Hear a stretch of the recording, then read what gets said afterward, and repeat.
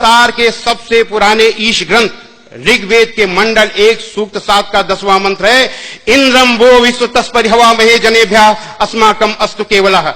ऐ मनुष्यों, तुमको अत्यंत उचित है कि मुझ एक परमेश्वर को छोड़कर किसी दूसरे देव को कभी मत मानो, क्योंकि पूजा करने योग्य एक मुझ परमेश्वर को छोड़कर कोई दूसरा देव नहीं है।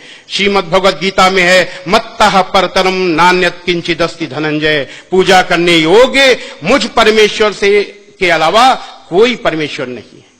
ये है इस्लाम की में अल्लाह की हिकमत। और इस प्लेटफॉर्म को अगर पकड़ा गया होता तो आज मामला दूसरा होता। हमारे आरएसएस के भाई कहते हैं, विश्व हिंदू परिषद के लोग भी कहते हैं कि इस देश में रहने वाला हर व्यक्ति, हर इंसान हिंदू है, लेकिन इसकी कोई दलील नहीं है। यह भी अटकलबाजी है, मनमानी अटकलबाजी है, जो चाहा सो बोल दिया। क्या दलील है इसकी भाई? इस देश में रहने वाला हर व्यक्ति हिंदू है, लेकिन इस बात की दलील है कि एक ईश्वर की पूजा करने वाला हर हिंदू मुसलमान है।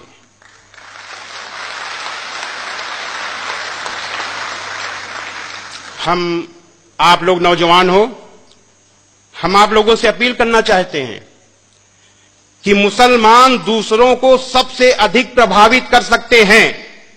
कब? जब वो बुराइयों को न देखें और अपनी अच्छाइयों को बताएं और खुद अमल में भी लाएं। क्या बताएं? क्या बताएं?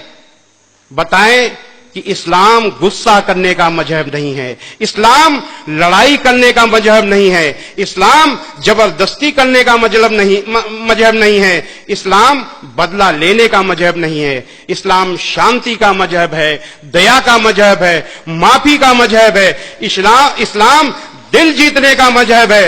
इस्लाम में बुराई का बदला बुराई नहीं, भलाई है, क्योंकि इस्लाम कुरान का मजहब है।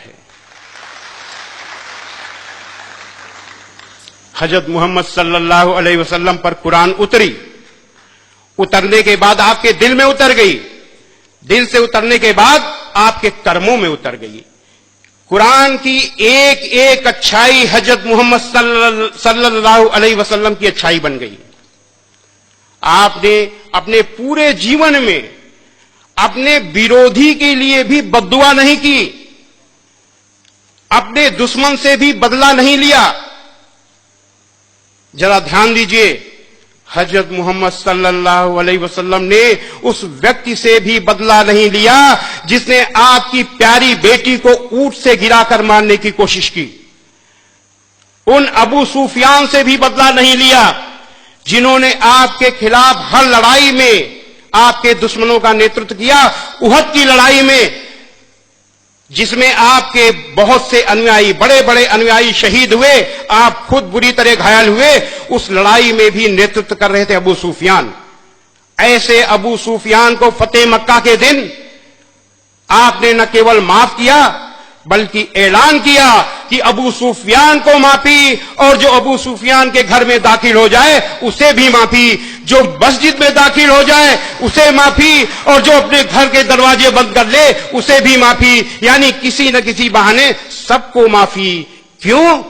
क्योंकि अल्लाह का हुक्म था। क्या हुक्म था?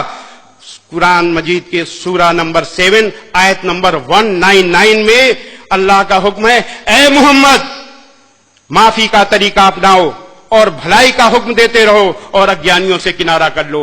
हजरत मोहम्मद सल्लल्लाहु अलैहि वसल्लम ने तो माफी का तरीका अपना लिया, लेकिन आपके अनुयायियों ने उस तरीके को नहीं अपनाया। मुसलमानों ने किसको अपनाया?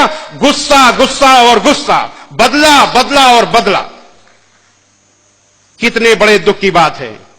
जिन हजरत मोहम्मद सल्लल्लाहु अलैहि वसल्लम के लिए लाखों लाखों करोड़ों लोग अपनी जान न्यौछावर करने के लिए तैयार हैं, अपनी जान देने के लिए तैयार है, खुशी खुशी, उन्हीं हजरत मोहम्मद सल्लल्लाहु अलैहि वसल्लम के तरीके को अपनाने के लिए तैयार नहीं है। ये बहुत बड़े दुख की बात है।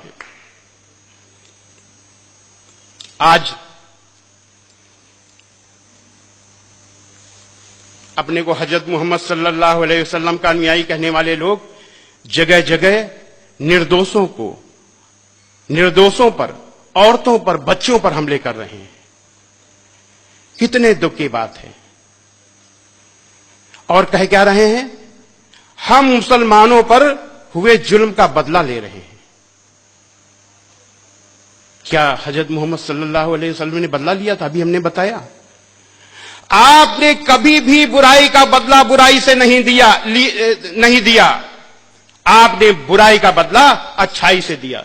यहां पर मुझे एक बुढ़िया माई की कहानी याद आ रही है। एक बुढ़िया माई उस रास्ते पर रहती थी जिस रास्ते पर आप से रोज निकलते थे।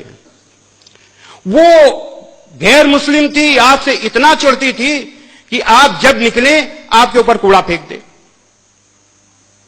एक दिन आप निकले, कूड़ा नहीं गिरा, दूसरे दिन कूड़ा नहीं गिरा, तीसरे दिन कूड़ा नहीं गिरा। हजरत मोहम्मद सल्लल्लाहु अलैहि वसल्लम ने सोचा कि कहीं बुढ़िया माई बीमार तो नहीं हो गई। आप ऊपर चढ़ के गए, आपने आवाज दी, माई माई। बुढ़िया माई ने आवाज दिया, कौन?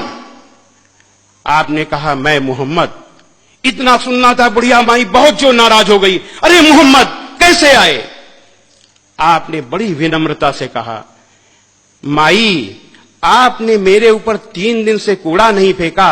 मैंने सोचा कहीं आप बीमार तो नहीं हो गई, इसलिए मैं आपको देखने चला आया।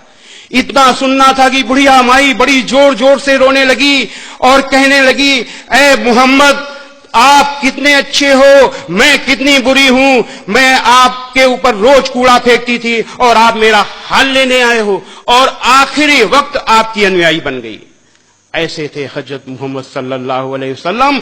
ऐसा है इस्लाम, ऐसी ये है कुरान। मैंने क्या बताया कि एक एक कुरान की एक एक अच्छाई हजरत मोहम्मद सल्लल्लाहु अलैहि वसल्लम की अच्छाई बन गई। जो भी आपका काम होता था वो कुरान के अनुसार होता था। तो अब हम अंत में निचोड़ में आते हैं कि हजरत मोहम्मद सल्लल्लाहु अलैहि वसल्लम का यही इस्लाम दुनिया का नेतृत्व कर सकता है। लेकिन तब जब ये इस्लाम सबके अमल में आए, तब तो चुनना अब तय आपको करना है, दुनिया के मुसलमानों को तय करना है कि वो हजरत मोहम्मद सल्लल्लाहु अलैहि वसल्लम का इस्लाम अमल में लाना चाहते हैं कि अपना इस्लाम अमल में लाना चाहते हैं।